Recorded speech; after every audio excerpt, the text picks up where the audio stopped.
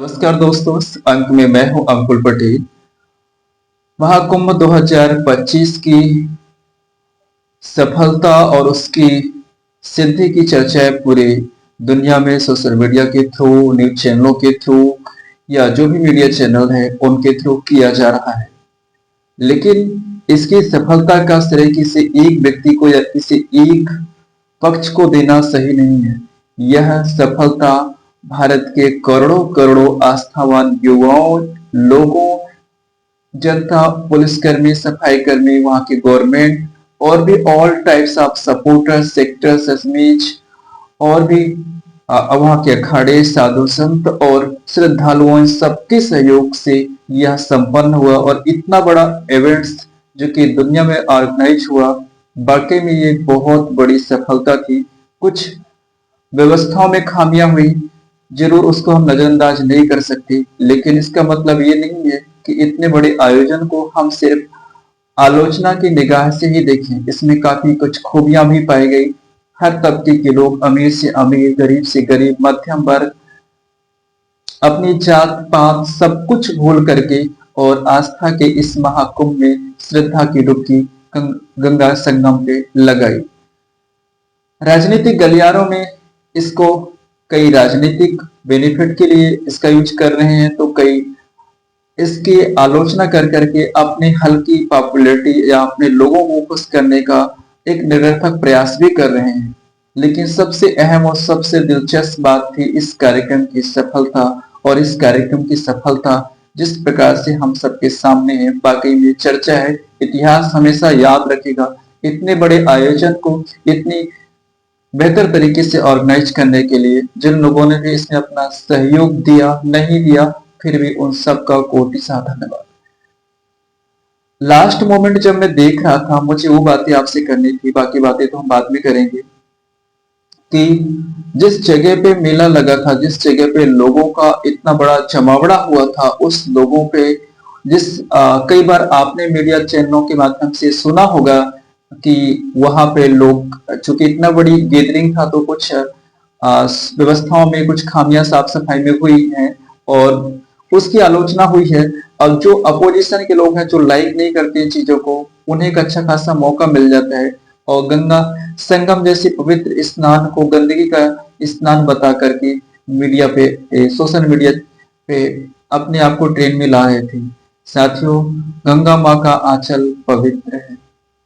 यदि मैलापन है तो आपके मन में है, आपके स्वभाव में है।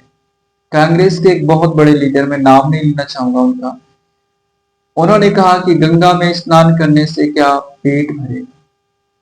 सोचो मानसिकता इनकी क्या हो सकती है। कभी आपकी आस्था का सम्मान कर सकते हैं? नहीं कर सकते।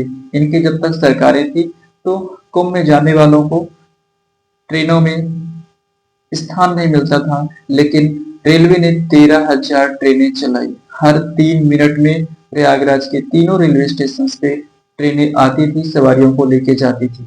कुछ वीडियो जरूर जानबूझ करके वायरल किए गए ताकि सरकार को घेरा जा सके, लेकिन सरकार भी एक मजबूत दीवार की तरह इस व्यवस्था को मेंटेन करने में, बनाए रखने में अपनी अहम भूमिका निभाई। इसके साथ साथ मैंने कुछ चीजें देखी जो कि बहुत ही दिलचस्प थी। होता यह है कि कार्यक्रम का आयोजन हुआ, कार्यक्रम संपन्न हुआ, लोग अपना अपना बोरा बिस्तर लेकर के निकल चलते हैं।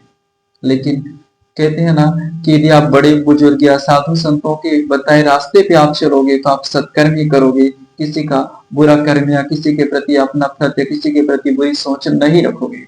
साथियों, मैंने एक वीडियो देखी और वो वीडियो वाकई में हार्ट टचिंग था फॉर मी।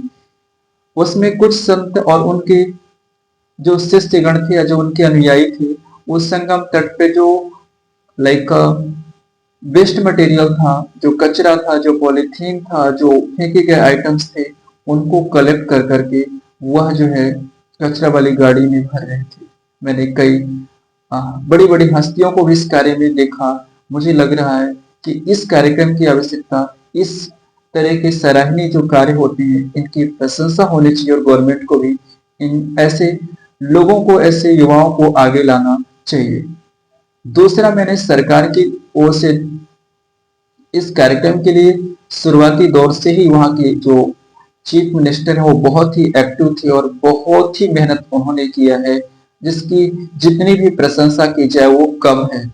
इसके साथ-साथ आखिरी पड़ाव पे आखिरी जब कार्यक्रम महाशिवरात्रि को इसका समापन हुआ, इसके बाद माननीय मुख्यमंत्री जी ने सफाई कर्मचारियों के साथ भोजन किया। ऐसा इससे पहले बहुत कम ही ऐसे घटनाएं मिलती हैं कि उनकी भावना कितनी निश्चल है, कितनी पवित्र है कि इस कार्यक्रम में सफाई करने वालों के साथ बैठ करके उन्होंने और उनके मंत्रिमंडल के कुछ मंत्रियों ने भोजन किया। यह उन कर्मचारियों के दृष्टि से यदि हम देखें तो कितना सुखद है। यदि मैं कुछ काम कर रहा हूँ और उसमें बड़े बुजुर्ग का हाथ मिल जाता है या उनका आशीर्वाद मिल जाता है तो अपने आप को कितना अच्छा लगता है। वही चीज वहां पे देखने को मिली कि इतने बड़े स्टेट का चीफ मिनिस्टर अपना समय निकाल करके और सफाई कर्मचारियों के साथ काम करता है। कोई माने या ना माने, जब भी कोई बड़ा आयोजन होता है तो उस व्यवस्था को संभालने में पुलिस की बहुत अहम भूमिका होती है। होता यह भी है कि अक्सर पुलिस आलोचनाओं का शिकार होती है, लेकिन इस बार पुलिस आलोचनाओं का शिकार हुई, लेकिन उनके लिए भी चुनौती कम नहीं थी। चुनौती बहुत ज्यादा थी। इतनी बड़ी भीड़ को संभालना, सबको संगम में स्नान करवा करके सुरक्षित उनके गंतव्य को भेजना, ये उनकी जिम्मेदारी थी। ट्रैफिक मेंटेन करना, गुमे हुए लोगों को उनसे उनके परिचितों से मिलाना, बहुत सारे काम हो जाते हैं। लेकिन पुलिस ने जिस प्रकार से अपने आत्मबल